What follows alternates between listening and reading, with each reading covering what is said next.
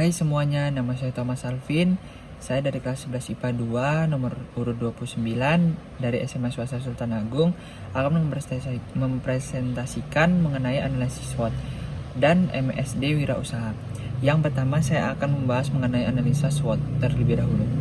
Analisa SWOT merupakan metode pencarian strategis yang digunakan untuk mengevaluasi kekuatan atau strengths, kelemahan, weakness, peluang, operations, dan ancaman threats dan suatu proyek bisnis atau perusahaan. Keempat, faktor itulah yang membentuk akronim SWOT.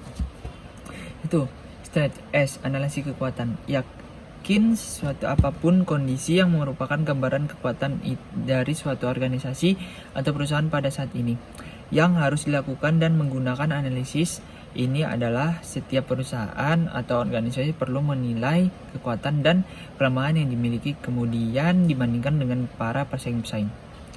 Weakness atau analisis kelemahan. Weakness merupakan cara untuk menganalisis kelemahan yang ada dalam sebuah perusahaan ataupun organisasi, yang mana kelemahan tersebut dapat menjadi kendala dan yang serius dalam kemajuan suatu perusahaan organisasi atau analisis. Opportunity O atau analisis peluang. Opportunities merupakan analisis yang digunakan untuk mencari peluang atau terobosan yang memungkinkan suatu perusahaan atau organisasi bisa berkembang, baik di masa kini ataupun masa yang akan datang. Keempat, threats atau T, analisa ancaman. Threats merupakan cara menganalisis tantangan atau ancaman yang harus dihadapi oleh suatu perusahaan atau organisasi yang menghadapi berbagai ancaman faktor lingkungan yang tidak menguntungkan, yang mana ancaman tersebut dapat menyebabkan kemunduran suatu perusahaan apabila tidak segera diatasi.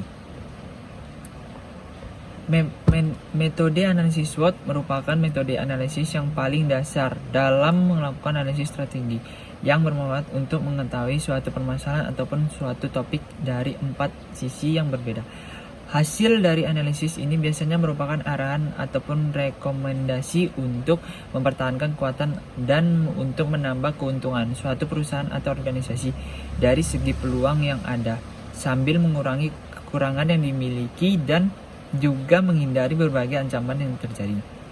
Jika digunakan dengan baik dan benar, maka analisis ini akan dapat digunakan untuk membantu melihat sisi-sisi yang terbaikan atau tidak terlihat dari sebuah perusahaan atau organisasi. Dari uraian di atas dari analisis SWOT adalah instrumen yang bermanfaat dalam melakukan analisis strategi dalam manajemen perusahaan ataupun organisasi. Analisis ini berperan sebagai alat untuk meminimalisir kelemahan atau kekurangan yang terdapat dalam suatu perusahaan atau organisasi serta menekan dampak dari ancaman yang timbul dan harus dihadapi. Selanjutnya saya akan membahas tentang MSDM Wirausaha. 1. Manajemen sumber daya manusia disebut juga manajemen personalia adalah perencanaan, pengorganisasian, pengarahan dan pengawasan kegiatan-kegiatan pengadaan, pengembangan, pemberian kompensasi, pengintegrasian. 2. Tujuan SDM yaitu untuk meningkatkan dukungan sumber daya manusia dalam untuk meningkatkan efektivitas organisasi dalam rangka mencapai tujuan. Secara operasional untuk meningkatkan produktivitas pegawai, mengurangi tingkat absensi, mengurangi tingkat perputaran kerja atau meningkatkan loyalitas pegawai pada organisasi. Kegiatan atau aktivitas MSDM secara umum dapat dikategorikan menjadi 4, yaitu 1. Persiapan dan pengadaan. Kegiatan persiapan dan pengadaan meliputi 1. Analisis jabatan, yaitu kegiatan untuk mengetahui jabatan-jabatan yang ada dalam organisasi dan bertugas untuk persyaratan yang harus dimiliki oleh pemegang jabatan. 2. Rincian tugas, job description. 3. Persyaratan tugas, job specification. 4. Standar kerja, job performance. 2. Menggambarkan dan penilaian. Setelah bekerja secara berkala, pegawai harus diberikan pelatihan yang diperlukan untuk meningkatkan produktivitas pegawai dan menjaga terjadinya keusahaan kemampuan pegawai akibat perubahan yang terjadi di lingkungan kerja. Setelah itu dilakukan penilaian yang bertujuan untuk melihat apakah kerja pegawai sesuai dengan yang diharapkan dan memberikan upan baik untuk meningkatkan kemampuan dan kinerja. Hal ini juga membantu dalam perencanaan karir pegawai. 3. Pengompensasian dan perlindungan. Para pegawai harus diberikan kompensasi dalam bentuk program kesehatan untuk mempertahankan dan memelihara semangat kerja. Motivasi melindungi pegawai dari akibat buruk yang mungkin timbul dari pelaksanaan pekerjaan dan menjaga kesehatan karyawan. Hal ini dilakukan karena pegawai menginginkan balas jasa yang layak sebagai konsekuensi pelayakan pekerjaan. 4. Hubungan pegawai, yaitu meliputi usaha yang memotivasi pegawai dan memberdayakan pegawai dilakukan melalui penataan pekerjaan yang baik, meningkatkan disiplin pegawai agar mematuhi aturan, kebijakan yang ada dan melakukan bimbingan. Selanjutnya itu sasaran MSDM yang dibagi menjadi 4. 1. Kegiatan yang dilakukan dapat memberikan keuntungan bagi masyarakat, organisasi atau perusahaan. Organisasi berdiri dalam lingkungan masyarakat untuk memberikan nilai bagi masyarakat atau untuk meningkatkan kesejahteraan. Penarikan pegawai tidak dilakukan diskriminasi berdasarkan jenis kelamin, agama, etnis, dan fisik. Bila hal ini tidak dipenuhi, maka dukungan masyarakat pada organisasi menjadi rendah, yang dapat mengganggu proses pencapaian tujuan. 2. Kegiatan yang dilakukan dapat memberikan bantuan untuk mencapai tujuan organisasi. Agar organisasi dapat bertahan dan memberikan manfaat, maka harus mencapai keuntungan atau bekerja secara efektif dan efisien agar dapat meningkatkan produksi karyawan. 3. Fungsional objektif. Sasaran ini mengusahakan adanya kesesuaian antara kegiatan kemampuan development sumber daya manusia dengan kegiatan bisnis dan perubahan. Pegawai MSDM diharapkan seseorang yang memiliki pengetahuan luas mengenai lingkungan internet bisnis, program-program pegawaian sesuai dengan tujuan organisasi. 4. Personal objektif. Kegiatan yang dilakukan dapat membantu pegawai untuk mencapai tujuan-tujuan pribadi. Motif pegawai untuk bekerja, perusahaan harus memberikan kemungkinan untuk mencapai. Bila tidak dipenuhi, maka keputusan kerja karyawan akan rendah dan tidak mendapat dukungan optimal dari pegawai untuk mencapai tujuan. Selanjutnya, otoritas dan tanggung jawab SDM. Otoritas atau wewenang dalam hak untuk mengambil keputusan, mengarahkan kerja orang lain, dan memberikan perintah. Ada 2 jenis otoritas, yaitu otoritas garis, yaitu yang berkaitan dengan tugas operasional.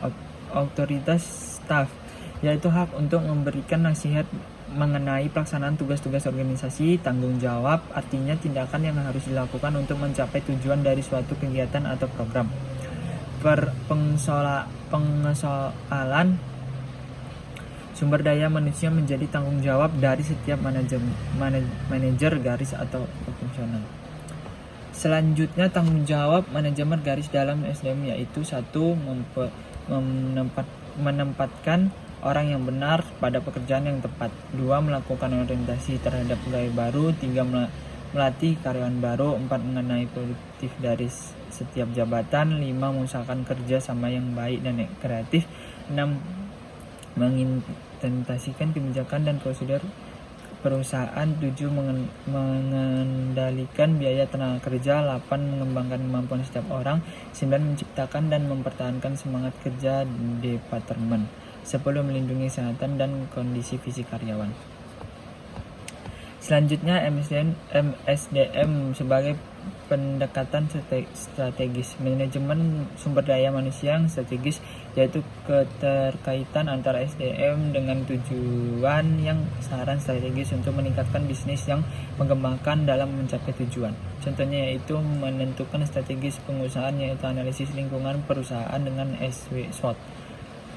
Selanjutnya, fungsi MSDM sebagai peran bagi manajemen yaitu keenam, 1. Menjadi seorang business person, 2. Menjadi pembentuk perubahan, 3. Menjadi konsultan bagi organisasi, rekan kerja bagi manajemen bidang lain, 4. Menjadi pembentukan dalam pelaksanaan strategis, 5. Menjadi manajemen yang profesional, 6. Menjadi aset dan pengawasan biaya. Selanjutnya, MSDM sebagai pendekatan sistem. Sistem adalah sebuah unit atau entitas, yaitu sesuatu yang terdiri dari bagian-bagian atau elemen-elemen. MSDM dapat dilihat sebagai suatu etnis yang terdiri dari elemen-elemen yang saling terkait. Selanjutnya, MSDM sebagai pendekatan proaktif. Proaktif kebalikan dari reaktif. Reaktif berarti usaha atau aktivitas sumber daya manusia yang dalam usaha menyesuaikan tantangan. Proaktif berarti tindakan-tindakan yang harus dilakukan sebelum masalah muncul, atau melakukan tindakan untuk mengantisipasi perubahan pada masa yang akan datang. Yang terakhir, MSDM sebagai pendekatan human resource. Manusia mempunyai akal, perasaan, dan kebutuhan yang berbeda dan kompleks, maka agar bisa memberikan kontribusi bagi organisasi, pengelolaan tidak dapat disamakan dengan faktor-faktor produksi yang lain. Manusia harus diperlakukan sebagai manusia. Sekian yang dapat saya sampaikan. Mohon maaf apabila kata-kata yang kurang mengenakan. Saya minta maaf dan terima kasih.